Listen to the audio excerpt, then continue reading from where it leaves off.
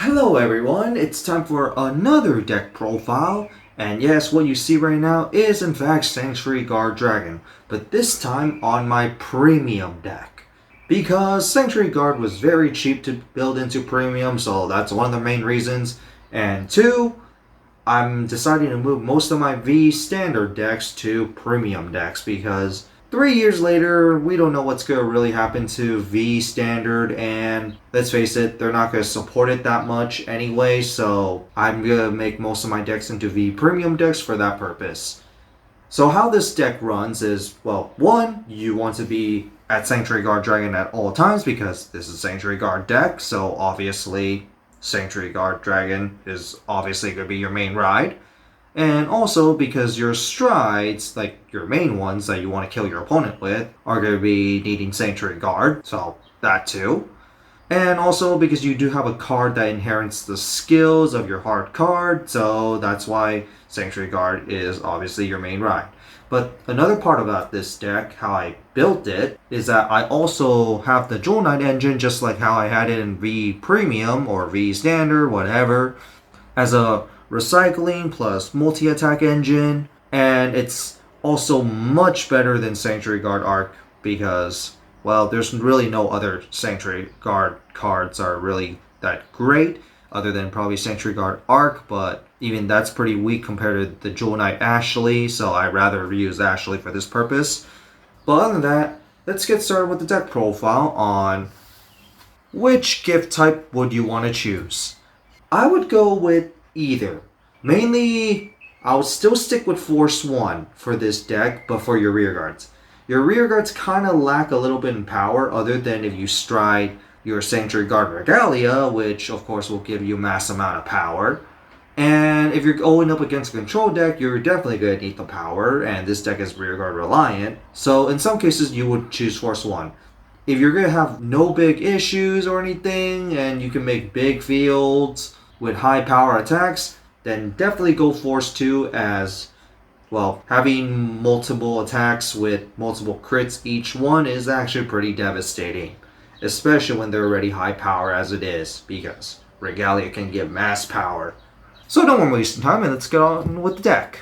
Which of course we start off with the front card, that being, of course, the 4 Sanctuary Guard Dragons. So if you didn't see the V Premium deck video, its skill is that if both players are at grade 3, its crit becomes 2, and its second skill is after when this card attacks once per turn, you can counterblast 1, rest 3 back row grade 1s, and discard a card to stand this unit. Most of the time, if you stride any card, it normally doesn't matter, because what usually really matters is the name, but you do have a card that inherits the heart skill, so this skill actually will matter. But other than that, you just run 4 because it's Sanctuary Guard Dragon and you want to ride this at all times. Continue off, I run the 4 Pure Heart Jewel Knight Ashley. Now you can't run Sanctuary Guard Arc for the sake of that card being a Sanctuary Guard, but I actually find Ashley a lot better because 1, it could multi-attack on a rear guard as well. Because its first skill, where at the end of the battle that attacked, keep that in mind, you can Soul Blast 2, that won't be a problem. Choose a grade 2 or less Jewel Knight from your deck and call it to rear guard. But if it's on Vanguard, you can call 2 instead. This is not a big deal as a backup Vanguard either because, well, you got a card that inherits the hard card skill, so that won't be an issue either if you ride this. It's only like few cards restricted to Sanctuary Guard, so not a big deal. But the best part is actually the second skill, where when a card is placed on top of it, you can counterblast 1 to give it an extra crit. So basically, it has an inherent stride skill. You could just stride on top of it and always give that unit a crit. Very nice. So that can be very devastating as well. But mainly for its first skill, but the second skill, if you ride it on top of the Vanguard, you're kind of guaranteed to use that like almost every single turn, because that's like 28k base with crit of 2 like every single turn if you want to do that. But mainly for the multi-attack skill. That's it for the grade 3 lineup, so to continue off to the grade 2 lineup, we go to Winston because this is a Sanctuary Guard Dragon deck, so of course you have to run the Winston. Where its skill is that when during your turn, when this card attacks, if your Vanguard is Sanctuary Guard, not an issue because that's going to be your main Vanguard all the time. It gets plus 5k power for each of your back row rested grade 1s. Not much of an issue right there, especially when you're going to be using cards like Regalia. And you can always just make this as your last attack too, so it kind of builds up the power. But the main important part about this card is its second skill, where you can Counterblast 1 on place, look at top 7 to Spirit Call grade 1, because building up those grade 1s is pretty important. Although with the old Sanctuary Guard stuff, it could be grade 1 or less, but still, you mainly want your grade 1s and not really your grade 0s, so not an issue. To continue on, because you play your Jewel Knights, you run the Lelia. When it attacks, you can put 2 normal units from your drop zone and Soul Charge 1, and then this card gets plus 5k. So it's a 15k attacker, gets you recycling, which is actually very nice because you're going to be filtering out your deck quite a bit. And also, what's important is that it lets you Soul Charge, because that Soul can actually be very helpful, especially with Ashley's multi-attack. So, really good right there. But it also has a second skill where when a card is placed on top of it, on Vanguard or Rearguard, you can give that unit plus 10k. So because of Jewel Knight's playstyle of multi-attacking, you're going to be having those rear guards on the field still in the front row, so when you have something like Ashley attack and use its skill, you will call something on top of another unit. So placing it on top of this will give it additional 10k, and if this card is on your Vanguard and you ride something on top of it, that unit gets plus 10k. So you got that, but you mainly use this for the pack that you can recycle and Soul Charge. That's really what you use this for. And now for the next grade 2, this is a premium only, but Knight of Twin Sword. Now you can run Liverot. Liverot can either Counterblast 1 or Soul Blast 1 if you have no Counterblast to Superior Call grade 2 for directly from your deck when it's on place. That's pretty good right there. It's up to you. But Knight of Twin Sword, why I decided to run it is because it's skill where when it's boosted on attack, you can Counterblast 1 to Superior Call grade 2 from your deck that is not itself. And this can give you multi-attack for 1, and 2, if you're using cards like Regalia where you're going to be getting mass power anyway, you can take advantage of that and Superior Call another card to attack with, and give it like another 9k power right there. Especially with cards like Winston and Lilia, where you can just recycle. Winston can get you another grade 1, which could be even more power. You got like many options right there. So there's that right there, and that's the main reason why I decided to run Knight of Twin Sword. Sure, it's Generation Break 1, but most of the time you're not going to need your grade 2s as much anyway, so it's not really too much of a big deal. This is just here for some other type of plays. That's really why I run it. That's it for the grade 2 lineup. So to the grade 1 lineup. First, the Bonazol, because this is a Sanctuary Guard Dragon deck, so of course you have to run it. It has the when ride on Vanguard, you look at top 7 for your grade 2 or grade 3 Wired Chain, which aka it's Winston or Sanctuary Guard Dragon. So that's not the important part, because the important part is always going to be the rear guard skill for these, where when your Sanctuary Guard Dragon attacks, you can give it plus 10k power to the end of that battle. So this pretty much guarantees you to have 1 Counterblast for your skills all the time. Which Counterblast is not that big of an issue for this deck, if I'm going to be honest. Most of the time you actually really just waste your Counterblast just for your extra pluses, even though you don't really even need to do that. But yeah, Counterblast is not really much of an issue for this deck anyway. But it's very nice that you're guaranteed at least 1 Counterblast like for your main skill. So that's really good right there. And also the extra power is also very nice. Especially when you're actually using Sanctuary Guard Dragon himself with his skill. Because remember I said that there will be a card that will inherit its skill. So yeah, you will need some of the extra power with that. Continue off, because Jewel Knights, you of course run the Marvita. Which Marvita you can act, Counterblast 1, return a normal unit from your drop zone to the bottom of the deck to let you Soul Charge 1, and then one of your Jewel Knights gets plus 5k. And what's nice is that it could be any Jewel Knight, and it doesn't have to be herself. So if you have like Lilia in the front row, well, that card, you can give that card an extra 5k. If you have Ashley in the front row, you can give that card an extra 5k because you're going to be resting your back row rear guards that are grade 1s. If you're using the Sanctuary Guard Dragon skill for any reason. So that's pretty good right there. It's another soul charge recycling engine part.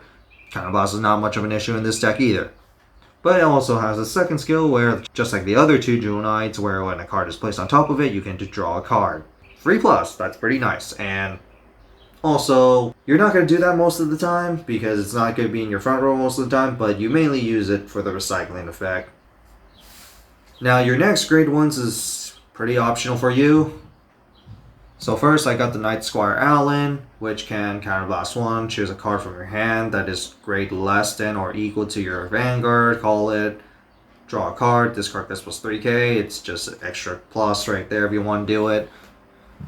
And then, similar with Marin, where when a card is placed on the same column as this unit, once per turn, you can counterblast 1 to draw a card and discard this plus 3k. You don't have to run these because you do have other options, but I couldn't really find any other grade 1s that are much better. And I thought of running Pongo just for the soul charge because Ashley is a thing. There's also the Jewel Knight that lets you reveal a grade 3 from your hand to superior call a grade 3 Jewel Knight from your deck if you have 3 or more Jewel Knight rear guards.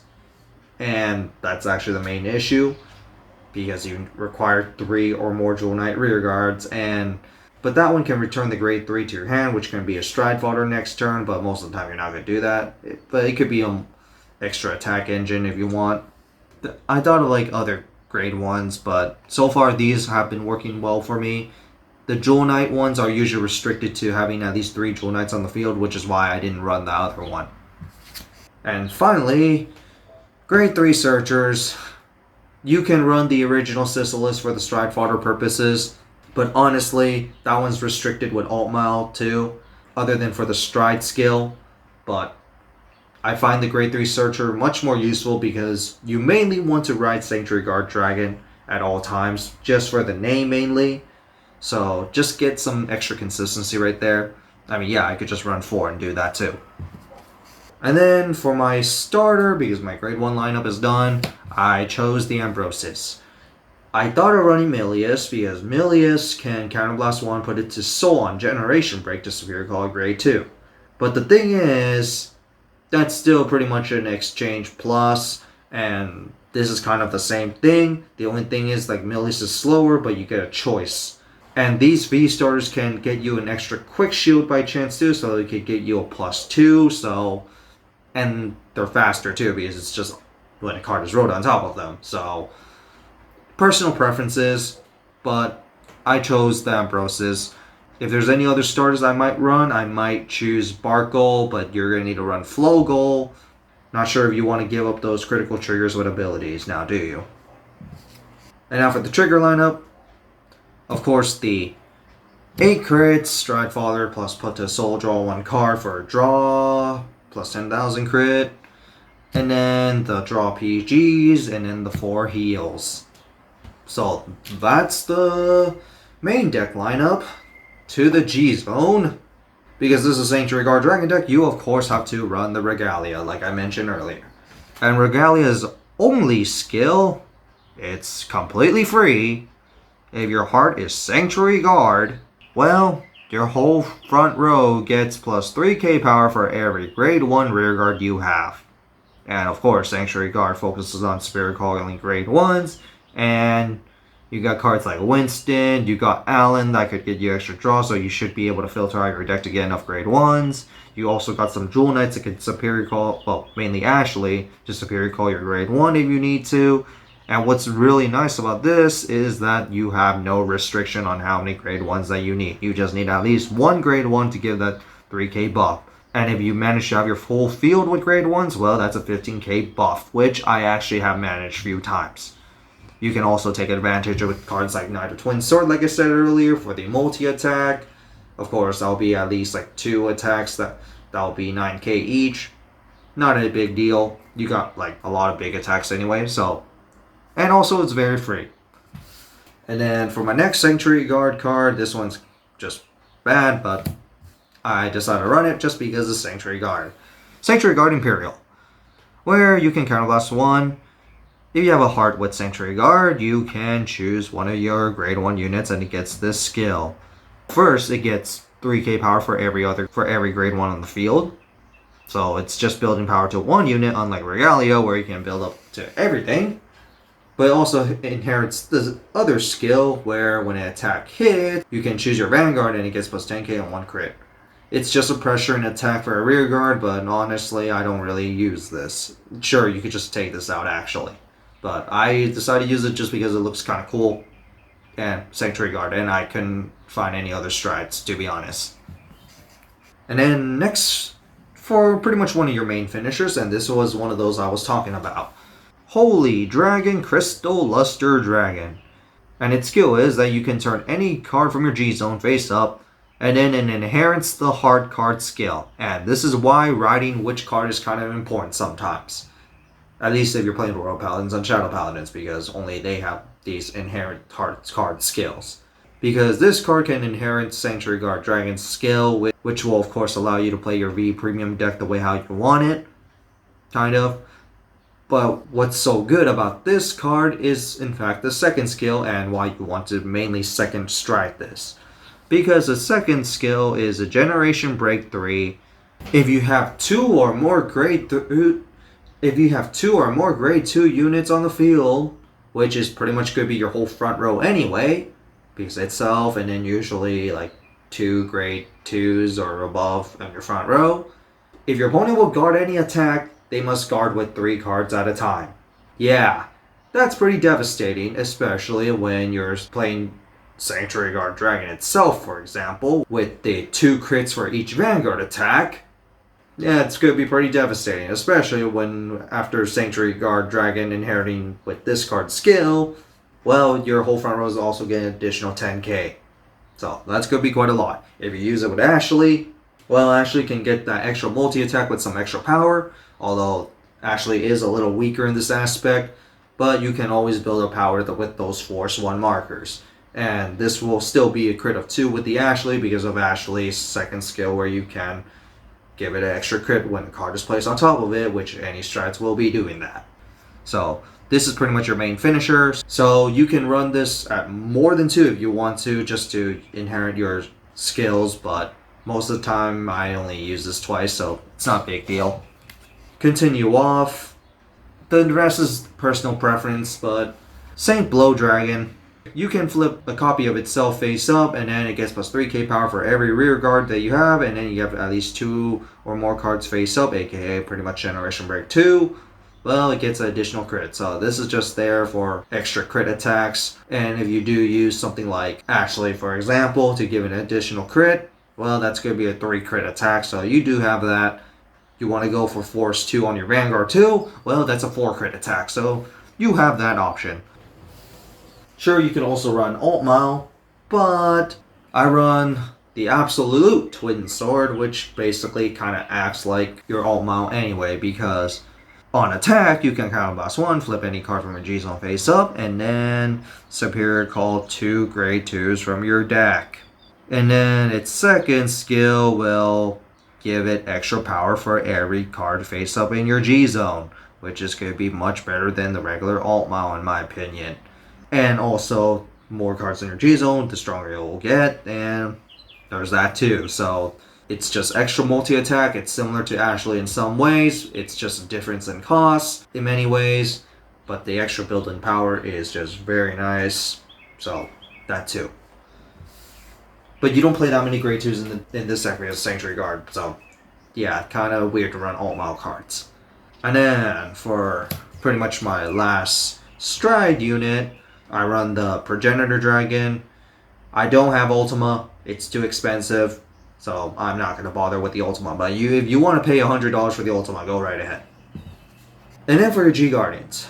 The G-Guardians are completely shit for this deck, because the good ones are all restricted to the main 2 archetypes of G, being Blaster Blade and Altmile. So the only ones I got is the Flip G-Guardian, which gives itself 10k if you have a unit in the front row. And then I got the 2 copies of the one that gives itself 10k if you have 2 grade 2s in the front row. Yeah, this is basically for Altmile, but there's not one for Sanctuary Guard, and the other good one would be Soul, but that one's restricted to Blaster Blade decks, or Alfred as well. And then there's also Laser Guard Dragon, mainly as a first G Guardian option because, well, it's just to increase your G flip count, really, because it gets plus 5k shield if you have a grade 2 on the field. Which sometimes you will, but honestly, most of the Royal Paladin G Guards are pretty bad, other than for the archetypes that they're supposed to be in. But this is all we got for G Guardians for Royal Paladins.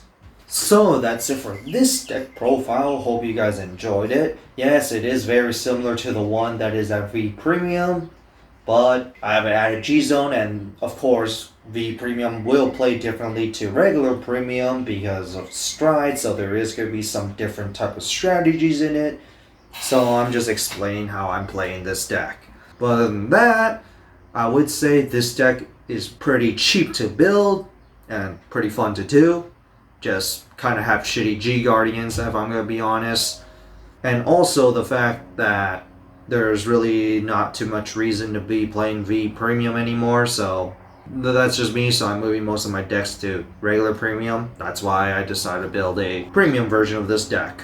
And also because some people asked for it, so I decided to do one right now. And yes, it is right near at the end of the V era, but I want to do all the Premium decks as soon as I can, and besides, I'm still pretty sure people are still going to be playing Premium. But other than that, have a nice day, and I hope that Overdress is going to be just as fun and creative, because I'm actually liking Overdress so far. And tell me, what decks are you guys going to be playing? I already chosen my deck, so go ahead and tell me yours. But no more wasting time and say goodbye.